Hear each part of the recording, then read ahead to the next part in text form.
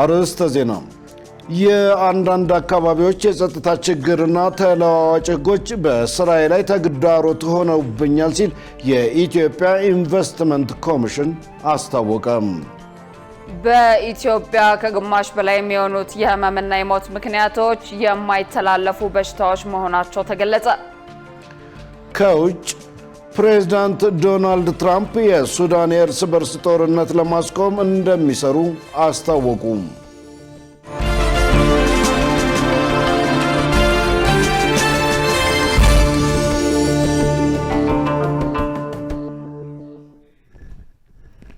ጤና ይስጥልኝ ክቡራን ተመልካቾቻችን፣ ከኢሳት ነጻ የህዝብ ሚዲያ የሰዓቱን ዜና ይዘን ቀርበናል።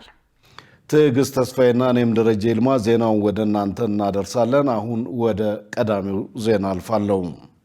የአንዳንድ አካባቢዎች የጸጥታ ችግርና ተለዋዋጭ ሕጎች በስራዬ ላይ ተግዳሮት ሆኖብኛል ሲል የኢትዮጵያ ኢንቨስትመንት ኮሚሽን አስታወቀ። ኮሚሽኑ ይህን ያስታወቀው የ2018 ሩብ ዓመት እቅድ አፈጻጸሙን ለሕዝብ ተወካዮች ምክር ቤት የንግድና ቱሪዝም ጉዳዮች ቋሚ ኮሚቴ ባቀረበበት ወቅት ነው። ትዕግስት ተስፋ ያዘጋጅተዋለች። መሰረት ባዩ እንደሚከተለው ታቀርበዋለች።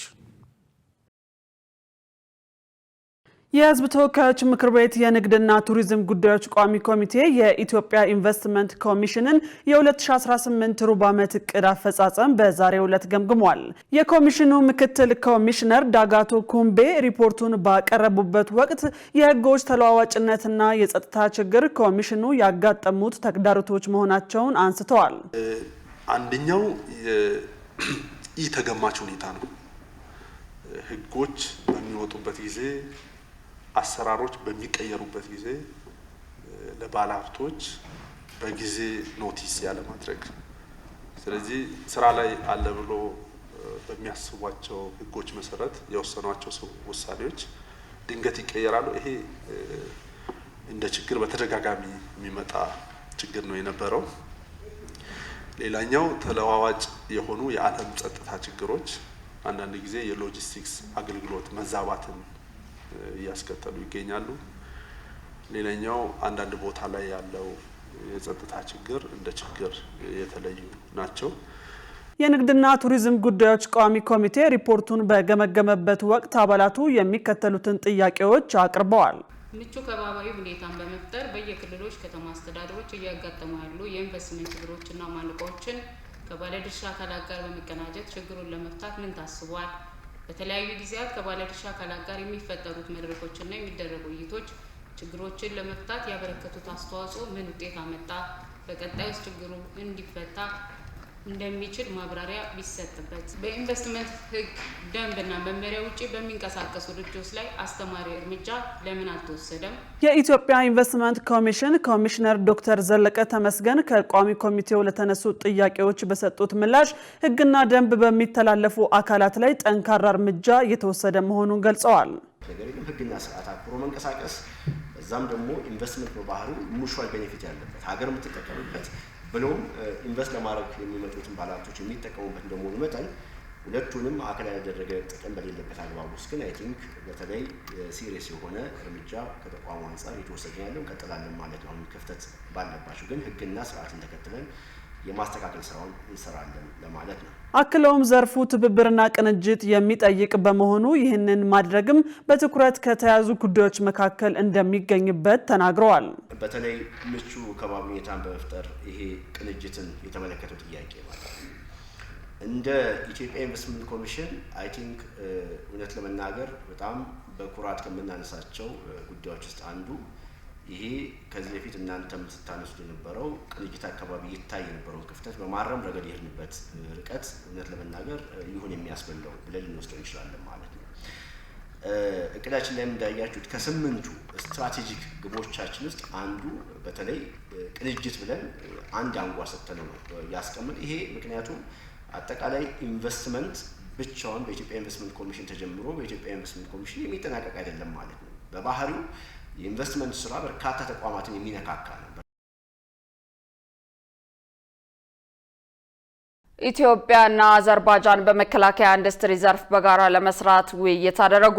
የመከላከያ ሚኒስትር ኢንጂነር አይሻ መሐመድ በአዘርባይጃን የመከላከያ ኢንዱስትሪ ሚኒስትር ቡጋር ሙስታፋይ ከተመራ ልዑክ ጋር በሁለትዮሽ ትብብር በሚሰሩ ጉዳዮች ላይ መክረዋል። በውይይታቸውም ኢትዮጵያ የመከላከያ ኢንዱስትሪ መሰረተ ልማቷን ማጠናከር ትኩረት ሰጥታ እየሰራች መሆኑን ሚኒስትር አይሻ መሐመድ አስረድተዋል። ሁለቱ ሀገራት ያላቸውን ትብብር ለማጠናከር ኢትዮጵያ ቁርጠኛ ናት ማለታቸውን የመከላከያ በይነመረብ ሚዲያ ለኢዜአ የላከው መረጃ አመልክቷል። ሚኒስትር ቡጋር ሙስታፋይ በበኩላቸው ሀገራቸው ከኢትዮጵያ ጋር ያላትን ትብብር ለማጠናከር በቁርጠኝነት እንደሚሰሩ አረጋግጠዋል። ሀገራቸው ኢትዮጵያን በመከላከያ ኢንዱስትሪ ረገድ አጋሯ ለማድረግ ፍላጎት እንዳላትም ጠቁመዋል። በኢትዮጵያ ከግማሽ በላይ የሚሆኑት የህመምና የሞት ምክንያቶች የማይተላለፉ በሽታዎች መሆናቸው ተገለጸ። ለበሽታዎቹ መስፋፋት በተለይ የአኗኗር ሁኔታና አመጋገብ ትልቁን ድርሻ እንደሚወስዱ ተነግሯል። ሙሉቀን ሰለሞን። በኢትዮጵያ ተላላፊ ያልሆኑ በሽታዎች መጠን ከጊዜ ወደ ጊዜ እየጨመረ መምጣቱን ጥናቶች ያሳያሉ። እነዚህን በሽታዎች አስቀድሞ ለመከላከልና ክትትል ለማድረግ ደግሞ እየተሰራ ነው። ከነዚህ መካከል በዛሬው ዕለት የፌዴራል ጤና ሚኒስቴርና ፔሳ ኢትዮጵያ ከሌሎች ባለድርሻ አካላት ጋር በመተባበር ያዘጋጁት የግንዛቤ ማስጨበጫ መርሃ ግብር አንዱ ነው። በመርሃ ግብሩ ላይ የተገኙት የጤና ሚኒስቴር ዴኤታ ዶክተር ደረጀ ዱጉማ ተላላፊ ያልሆኑ በሽታዎች በአሳሳቢ ደረጃ እየጨመሩ መሆናቸውን ገልጸው በኢትዮጵያ በአሁኑ ወቅት ከ6 ከመቶ በላይ ሰዎች ስር የሰደደ ኩላሊት በሽታ ተጠቂዎች መኖራቸውን እንደማሳያ አንስተዋል። እንግዲህ እንደሚታወቀው በሀገራችን ተላላፊ ያልሆኑ በሽታዎች በእጅጉ እየጨመሩ ነው ያሉት።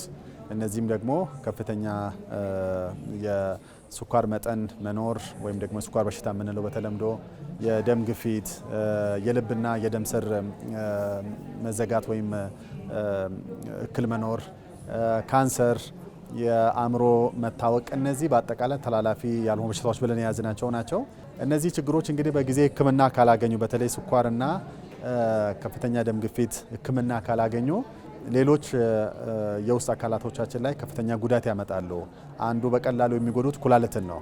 ከዚህ የተነሳ ስር የሰደደ የኩላሊት ህመም ሊመጣ ይችላል። በሀገራችን ከ6% በላይ የሚሆኑ ዜጎች ስር የሰደደ የኩላሊት በሽታ አለባቸው ተብሎ በተለያዩ ጥናቶች ይቀመጣል። በጤና ሚኒስቴር የበሽታዎች መከላከልና መቆጣጠር መሪ ስራ አስፈጻሚ ዶክተር ሰለሞን እንደተናገሩት ደግሞ በኢትዮጵያ ከግማሽ በላይ የሚሆኑት የህመምና የሞት ምክንያቶች ተላላፊ ያልሆኑ በሽታዎች ናቸው። በእኛም ሀገር የነዚህ በሽታዎች ቁጥር እየጨመረ መጥቷል። እንግዲህ ከግማሽ በላይ የሚሆነው የህመምና ሞት ምክንያትም እነዚህ የማይተላለፉ በሽታዎች ናቸው። የፔሳ ኢትዮጵያ ተወካይ ሩት ወልደተንሳይ በበኩላቸው የደም ግፊትን በወቅቱ ባለመቆጣጠር ምክንያት ተላላፊ ያልሆኑ በሽታዎች እየተስፋፉ መሆናቸውን ጠቅሰዋል። እኛም ሳናውቀው ነው መጠቃታችንን በዚህ በሽታ መጨረሻ ደረጃ ከደረሰ በኋላ የምናውቀው። ለዚህ ነው ብዙ ሰዎች አሁን ላይ እንደምናየው ዳያሊሲስ ውስጥ ገብተው ወይም ደግሞ የተለያዩ አይነት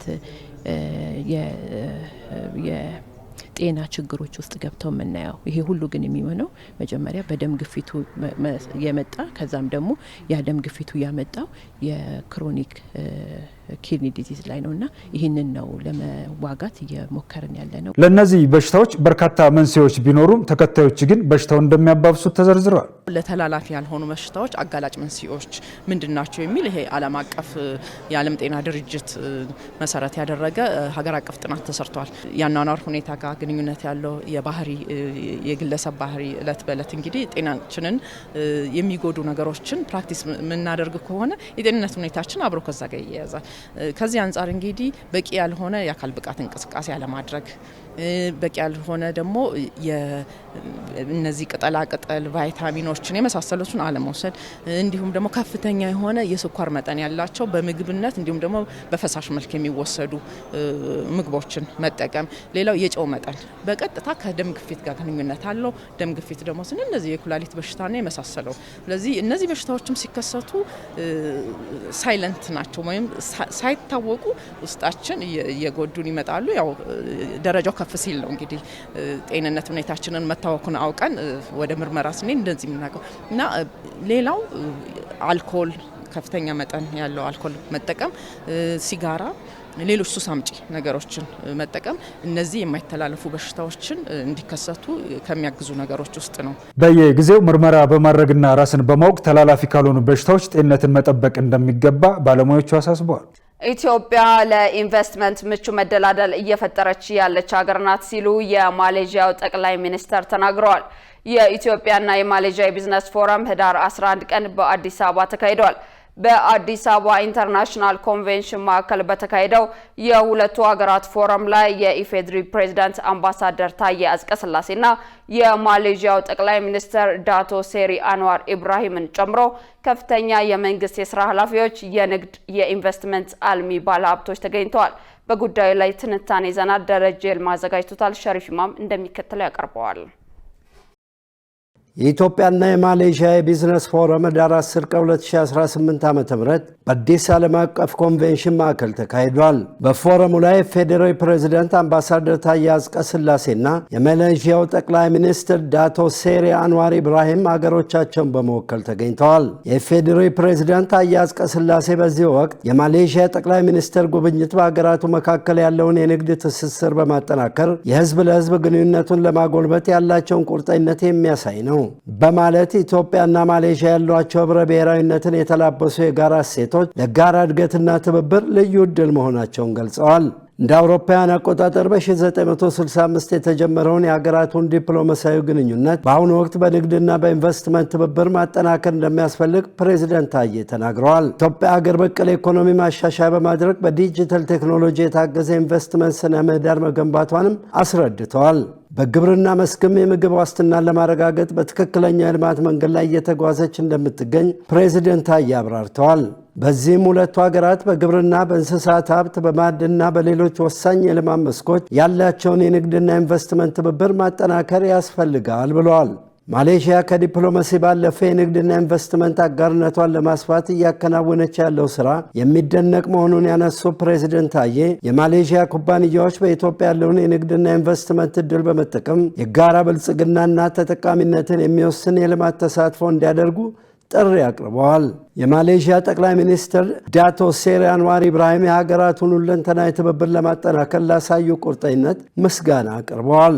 በዚህ በአዲስ አበባ በተካሄደው በሁለቱ ሀገራት የቢዝነስ ፎረም ላይ ንግግር ያደረጉት የማሌዥያው ጠቅላይ ሚኒስትር ዳቶ ሴሪ አንዋር ኢብራሂም በሀገራት መካከል የንግድና የዲፕሎማሲ ግንኙነት ማጠናከር ወሳኝ ነው ብለዋል። አያይዘውም ወደ ኢትዮጵያ የመጣሁት ብቻዬን ሳይሆን ከፍተኛ ኢንቨስትመንት አቅም ካላቸው ባለሀብቶች ጋር ነው ያሉት ጠቅላይ ሚኒስትሩ የሁለቱን ሀገራት የንግድና ኢንቨስትመንት ግንኙነት ለማጠናከርም በግብርና፣ በቴክኖሎጂና በሌሎች ዘርፎች በትብብር እንሰራለን ብለዋል። ኢትዮጵያ ለኢንቨስትመንት ምንጩ በደላድል እየፈጠረች ያለች ሀገር መሆኗን የገለጹት ጠቅላይ ሚኒስትሩ በሀገሪቱ እየተደረገ ያለው የኢኮኖሚ ሪፎርም ኢንቨስትመንቱን ዘርፍ የሚያበረታታ መሆኑን ተናግረዋል። በኢትዮጵያና በማሌዥያ መካከል ያለው የባህል የሃይማኖትና የብሔር ስብጥር ከፍተኛ መሆኑን አንስተው ሙስሊሞች ለመጀመሪያ ጊዜ ወደ ኢትዮጵያ ሲገቡ በወቅቱ የነበሩት የኢትዮጵያ ንጉሥ አልነጃሺ ያደረጉትን ጥበቃ አድንቀዋል። በፎረሙ ላይ የተገኙት የኢትዮጵያ ኢንቨስትመንት ኮሚሽን ኮሚሽነር ዶክተር ዘለቀ ተመስገን በበኩላቸው እንደገለጹት ከጊዜ ወደ ጊዜ እየጨመረ የመጣውን የንግድና ኢንቨስትመንት አጋርነት ለማጠናከር ፎረሙ መልካም አጋጣሚ ነው። በተጨማሪም ኢትዮጵያ ያደረገችው የማክሮ ኢኮኖሚ ማሻሻያ የውጭ ቀጥተኛ ኢንቨስትመንትን ለመሳብ አስችሏል ያሉት ኮሚሽነሩ ባለሀብቶች በሚሰማሩበት ዘርፍ ምቹ ስነ ምህዳር እንዲኖር እያደረገም ነው ብለዋል። ኢትዮጵያ ውጭ ባለሀብቶችን ተሳትፎ ለማሳደግ ዝግ የነበሩትን የፋይናንስ፣ የቴሌኮምና ሌሎች ዘርፎች በከፊል ክፍት ማድረጓንም ተናግረዋል። በዚህም አሁን ላይ በኢትዮጵያ ኢንቨስት ለሚያደርጉ የውጭ ባለሀብቶች አሰራራችንን ግልጽና ቀልጣፋ አድርገናል ነው ያሉት። ኮሚሽነሩ አያይዘውም በኢትዮጵያ ለሚሰማሩ ባለሀብቶች ተመጣጣኝ የኤሌክትሪክ ኃይል አቅርቦት፣ የተቀላጠፈ የጉምሩክ አሰራር፣ የክህሎት ድጋፍና ሌሎች አገልግሎቶችን እንደሚያገኙ አመልክተዋል። ኢትዮጵያ በታዳሽ ኃይል፣ በግብርና፣ በኢነርጂ፣ በማኒፋክቸሪንግ፣ በማዕድንና በሌሎች ዘርፎች እምቅ አቅም እንዳላት ጠቅሰው የማሌዥያ ባለሀብቶች ኢትዮጵያን ዘላቂ ኢንቨስትመንት መዳረሻ እንዲያደርጓት ጥሪ አቅርበዋል። ክቡራን ተመልካቾቻችን ከኢሳት ነጻ የህዝብ ሚዲያ ዜናዎቻችን ቀጥለዋል። በቀጣይነት የቢዝነስና የኢኮኖሚ መረጃዎችን ወደ እናንተ እናደርሳለን። ባልደረባችን መሰረት ባዩ እየጠበቀችን ነው።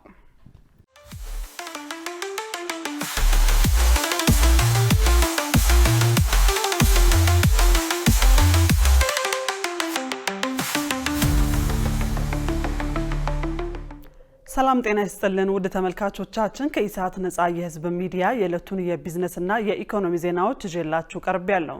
ከዜናዎቹ ጋር መሰረት ባዩ ነኝ። አብራችሁን ቆዩ።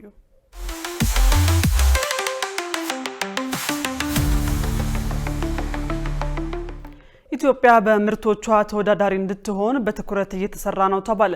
የንግድና ቀጣናዊ ትስስር ሚኒስትር ዶክተር ካሳሁን ጎፌ ኢትዮጵያ በምታመርታቸው ምርቶች ተወዳዳሪ እንድትሆን የጥራት ስራ ትኩረት ተሰጥቶታል ብለዋል። የኢትዮጵያ የተስማሚነት ምዘና ድርጅት ለ14ኛ ጊዜ የዓለምን የጥራት ሳምንት የጥራት ማረጋገጫ የተሰጣቸው ከ150 በላይ ድርጅቶች በማሳተፍ በጥራት መንደር ከዛሬ ጀምሮ እስከ ህዳር 14 ቀን 2018 ዓ.ም ድረስ ያከብራል። ዶክተር ካሳሁን ጎፌ በመርሃ ግብሩ መክፈቻ ላይ እንዳሉት ኢትዮጵያ የምርት ተወዳዳሪነቷን ለማሳደግ ዘርፈ ብዙ ተግባራት እያከናወነች ነው። ከሚከናወኑ ተግባራት መካከል የጥራት ስራ ትኩረት እንደተሰጠው ገልጸው ማምረት ብቻውን በቂ ባለመሆኑ የምርቶች ጥራት ትልቁ መመዘኛ ስለመሆኑ አጽንኦት ሰጥተዋል። ከዓለም የንግድ ድርጅት ጀምሮ በብዙ ተቋማት ተወዳዳሪ ለመሆን የተጀመሩ ተግባራት ውጤታማ የሆኑ መምጣታቸውንም ጠቁመዋል። የካፒታል ገበያ ባለስልጣን ለአዋሽ ካፒታል ኢንቨስትመንት ባንክ የካፒታል ገበያ አገልግሎት ሰጭነት ፍቃድ ሰጠ። ለአዋሽ ካፒታል ኢንቨስትመንት ባንክ አክሲዮን ማህበር ፍቃድ መሰጠቱ በሀገሪቱ ውስጥ ያሉ የተፈቀደላቸው የካፒታል ገበያ አገልግሎት ሰጪዎች አጠቃላይ ቁጥር ወደ 13 አሳድጎታል ተብሏል። የኢንቨስትመንት ባንኮች ጠቅላላ ቁጥርም 4 እንዲደርስ አድርጓል። ፍቃዱ የተሰጠው የአዋሽ ካፒታል አክሲዮን ማህበርም አሁን በባንክ ቡድን ውስጥ የሆነ የኢንቨስትመንት ባንክ ዘርፍ ተቀላቅሎ እንዲሰራ ስልጣን ተሰጥቶታል። ከፍቃዱ ጋር በተያያዘ ባለስልጣኑ ለኢንቨስትመንት ባንኩ 4 ተሿሚ እንደራሴዎች ፍቃድ የሰጠ ሲሆን የባንኩን 5 የቦርድ አባላት ሹመትም አጽድቋል። ቁጥጥር ለሚደረግባቸው የኢንቨስትመንት ባንኮች ፍቃድ መስጠት የካፒታል ገበያው ተወዳዳሪ፣ ፍትሐዊና ጠንካራ ሆኖ እንዲቀጥል ወሳኝ ሚና እንደሚጫወት ተጠቁሟል። የካፒታል ገበያ ባለስልጣን አዲስ የገበያ ተሳታፊዎች ስራዎቻቸውን በታማኝነት መስራታቸውና የኢንቨስተሮች ጥበቃ በላቀ ደረጃ መተግበራቸውን ለማረጋገጥ በትኩረት እንደሚሰራ ገልጿል። የሳይበር ጥቃት ስጋት ከባድ የገንዘብ ኪሳራ እያስከተለ መሆኑ በጥናት ተመለከተ። የኢትዮጵያ ንግድ ባንክ ይህን ስጋት በመገንዘብ የመከላከል አቅሙን እያሳደገ እንደሆነ ገልጿል። በዓለም አቀፍ ደረጃ እየጨመረ የመጣው የሳይበር ጥቃት በሁኔታ ላይ የተደረጉ ትንበያዎች እንደሚያመላክቱት የሳይበር ጥቃት የሚያስከትለው ዓለም አቀፍ ጉዳት መጠን እንደ አውሮፓውያኑ አቆጣጠር በ2028 ከ13 ትሪሊዮን ዶላር በላይ ያሻቅባል። ቀደም ሲል በተደረጉ ጥናቶች ሊጠናቀቅ ጥቂት ቀን በቀረው የፈረንጆቹ 2025 በተፈጸመ የሳይበር ጥቃት የደረሰው ጥፋት ከ10 ትሪሊዮን ዶላር በላይ ማለፉን ባንኮችና የኢንፎርሜሽን ደህንነት ተቋማት ዘግበዋል። ይህንን ስጋት በመገንዘብ እንደ የኢትዮጵያ ንግድ ባንክ ያሉ ትላልቅ የፋይናንስ ተቋማት የመከላከል አቅማቸውን እያሳደጉ ነው። የባንኩ የኮርፖሬት አገልግሎቶች ኤክስኪዩቲቭ ምክትል ፕሬዝዳንት አቶ ኤፍሬም መኩሪያ እንዳሉት ባንኩ የ2020 እስከ 2025 የመጀመሪያ ምዕራፍ ዲጂታላይዜሽን ስትራቴጂውን በተሳካ ሁኔታ አጠናቆ ወደ ሁለተኛው ምዕራፍ ዲጂታል መር ስትራቴጂ 2025 እስከ 2030 መሸጋገሩን ገልጸዋል። ውድ ተመልካቾቻችን አሁን ደግሞ በዕለቱ በተመረጡ ባንኮች ያለውን የውጭ ምንዛሬ ዋጋና የብሔራዊ ባንክ የወርቅ ግብይት መረጃ ተከታትለን እንመለስ።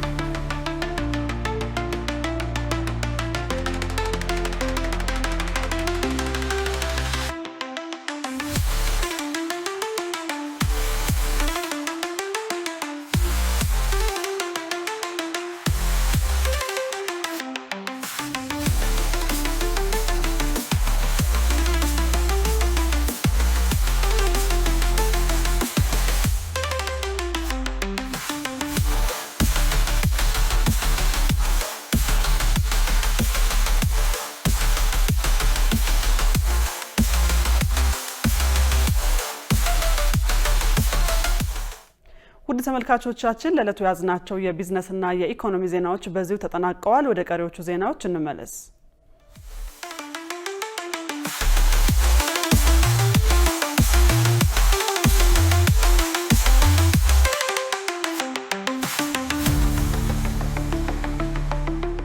ውድ ተመልካቾች ከኢሳት ነጻ የህዝብ ሚዲያ የሰዓቱ ዜና ወደ እናንተ መድረሱ እንደቀጠለ ነው። አሁን ደግሞ ወደ ውጭ ዘገባዎች እናልፋለን። ፕሬዝዳንት ዶናልድ ትራምፕ የሱዳንን የእርስ በርስ ጦርነት ለማስቆም እንደሚሰሩ አስታወቁም። ትራምፕ ይህንን የተናገሩት የሳዑዲ አልጋ ወራሽ በሱዳን ያለውን ጦርነት ለማስቆም እገዛ እንዲያደርጉ ላቀረቡላቸው ጥያቄ በሰጡት ምላሽ ነው። ሸሪፍ ኢማም ዝርዝር አለው። ፕሬዚዳንት ዶናልድ ትራምፕ ረቡዕ ዕለት የሱዳንን የእርስ በርስ ጦርነት ለማስቆም እንደሚሰሩ ተናግረዋል። ፕሬዚዳንቱ ይህንን ያሉት የሳውዲ አረቢያው አልጋ ወራሽ መሐመድ ቢን ሰልማን በአሜሪካ ጉብኝታቸው በሱዳን ያለውን ግጭት ለማስቆም እገዛ እንዲያደርጉ ጥያቄ ማቅረባቸውን ተከትሎ ነው። ትራምፕ ሱዳንን በተመለከተ አልጋ ወራሹ አንድ ጉዳይ እንዳከናውን ጠይቀውኛል ብለዋል። በአሜሪካ ሳውዲ ኢንቨስትመንት ፎረም ላይ በዚህ ጉዳይ ላይ ተሳትፎ ለማድረግ በቅዴ ውስጥ ያስኩት ነገር የለም። ይሁን እንጂ ጉዳዩ በሱዳን ያለው ግጭት ማለታቸው ነው አሁን ላይ ከቁጥጥር ውጭ እየሆነ ነው። ግጭቱን ማስቆም ምን ያህል አስፈላጊና ጠቃሚ እንደሆነ አውቃለሁ። በሱዳን ጉዳይ ላይ አሁኑኑ ስራ መስራት እንጀምራለን ብለዋል ፕሬዚደንት ትራምፕ። በሱዳን የእርስ በርሱ ጦርነት ከተጀመረ ከአፕሪል 2023 ጀምሮ በ10 ሺዎች የሚቆጠሩ ሰዎች ተገለዋል። ወደ 12 ሚሊዮን የሚጠጉ ሱዳናውያን ደግሞ ከቀያቸው ተፈናቅለዋል። ትራምፕ የኢንቨስትመንት ፎረሙን ስብሰባ ጨርሰው እንደወጡ በሱዳን የእርስ በርስ ጦርነት የተፈጸመውን ጭፍጨፋ አውግዘዋል። አክለውም ግጭቱን ለማስቆም ከሳውዲ አረቢያ፣ ከተባበሩት አረብ ኤሚሬትስና ከግብፅ ጋር ተባብረው እንደሚሰሩ አስታውቀዋል። የበርካታ ንጹሐን ጭፍጨፋ በሱዳን ተፈጽሟል። በምድር ላይ በጣም ብጥብጥ ያለበት ስፍራና ከፍተኛ የሆነ የሰብአዊ ቀውስ ያለበት ቦታም ነው ብለዋል። በትሩዝ ማህበራዊ ሚዲያ ባጋሩት መልእክት ለፕሬዚደንት ትራምፕ ጥረት የሱዳን ሉዓላዊ ምክር ቤት በአብዱል ፈታህ አልቡርሃን የሚመራው በምላሹ በሱዳን ለማምጣት ከአሜሪካና ከሳውዲ አረቢያ ጋር ተባብሮ እንደሚሰራ አስታውቋል። አብዱል ፈታህ በመልእክታቸው የሱዳን ሕዝብ የሚናፍቀውና በተስፋ የሚጠብቀውን ሰላም ለመድረስ በቁርጠኝነት ዝግጁ መሆናቸውን ገልጸዋል። የሳውዲ ሹማምንት በተደጋጋሚ ለዋሽንግተን እንዳስታውቁት በሱዳን ያለው ግጭትና አለመረጋጋት በዚሁ ከቀጠለ በቀይ ባህር አካባቢና በአፍሪካ አለመረጋጋት ሊፈጥር ይችላል ብለዋል። እነሱ ይህን ይበሉ እንጂ ለአፍሪካዊ ችግር አፍሪካዊ መፍትሄ በሚል መርህ የአፍሪካ ህብረት ከተባበሩት መንግስታት ጋር በሱዳን ሰላም ለማምጣት በትብብር እየሰራ ነው። በአፍሪካ ህብረት የሰላምና ደህንነት ካውንስል በሱዳን ያለውን ግጭት ለማስቆም የሚያስችል ፍኖተ ካርታ ማዘጋጀቱም ታውቋል። ዜናውን ስናዘጋጅ ሚድል ኢስት ሞኒተር እና ዲደብሊውን በመረጃ ምንጭነት ተጠቅመናል። በተባበሩት መንግስታት ድርጅት የሶሪያ አምባሳደር የእስራኤሉ ጠቅላይ ሚኒስትር በሶሪያ ግዛት ውስጥ የሚገኙ ወታደሮችን መጎብኘታቸውን አወገዙ። እስራኤል ባለፈው ዓመት ድሩዝ በመባል የሚጠሩትን ህዝቦች ደህንነት ለመጠበቅ በሚል የደህንነት ጥብቅ ቀጣና አዘጋጅታ እንደነበር ይታወቃል። ዮሐንስ ተስፋ የእስራኤሉ ጠቅላይ ሚኒስትር ቤንያሚን ኔታንያሁ ረቡዕ ዕለት በሶሪያ ግዛት ላይ የሚገኝ ወታደራዊ ምሽግ ውስጥ የሚገኙትን ወታደሮች ጎብኝተዋል። ጠቅላይ ሚኒስትሩ ጉብኝት ያደረጉበት አካባቢ በጎላን ኮረብቶች የሚገኝ በተባበሩት መንግስታት ድርጅት ይዞታ ስር ያለ ቀጠና ነው። ይህ ቦታ ደግሞ በ1974 በእስራኤልና ሶሪያ ጦር ኃይሎች መካከል በተፈረመው የጦርነት ማቆሚያ ስምምነት መሰረት የተፈጠረ ነጻ የቁጥጥር ቀጠና ነው። እስራኤል የሶሪያው ፕሬዝዳንት ባሻር አልአሳድ በ2024 መጨረሻ በኃይል ከስልጣን ከተባረሩ በኋላ በተፈጠረው ክፍተት በመጠቀምና የዱርዝን ህዝቦች ደህንነት ለመጠበቅ በሚል ሰበብ ወዲያውኑ ወደዚህ ቀጠና ወታደሮችን መላኳ ይታወሳል። ኔታንያሁም የጎበኙት በዚህ ቀጠና ውስጥ የሚገኘውንና ወታደሮቻቸው ያሉበትን ምሽግ እንደሆነ ታውቋል። ይህ ከሆነ ከሰዓታት በኋላ ደግሞ በተባበሩት መንግስታት የጸጥታው ምክር ቤት ስብሰባ ላይ የሶሪያ መልእክተኛ የመንግስታቱ ድርጅት እርምጃ እንዲወስድ ጠይቀዋል። መንግስታችን እስራኤል በሶሪያና በህዝቦቿ ላይ እያካሄደች ያለውን ጠባጫሪነት የሚያመላክተውን ይህንን ቀስቃሽ ጉብኝት በጽኑ ያወግዛል። እነዚህን ጥሰቶች ለማስቆም ዳግም አለመከሰታቸውን ለማረጋገጥ ወረራውን ለማስቆምና አግባብነት ያላቸውን ውሳኔዎች በተለይም የ1974ቱን የጦርነት ማቆሚያ ስምምነት ተግባራዊ እንዲያደርጉ ለጠቅላላ ጉባኤውና ለዚህ ምክር ቤት ያቀረብነውን ጥያቄ በድጋሚ እንጠይቃለን። ይህ ጉብኝት አሳሳቢ ነው ያለው የተባበሩት መንግስታት ድርጅት በበኩሉም በኔታንያሁ ቅስቀሳ ያዘለ እንቅስቃሴ ግራ እንደተጋባ ገልጿል። በምክር ቤቱ ስብሰባ ወቅት የእስራኤል አምባሳደር የኔታንያሁን ጉብኝት በቀጥታ ባለማንሳት የሶሪያን አምባሳደር መገሰጽን መርጠዋል።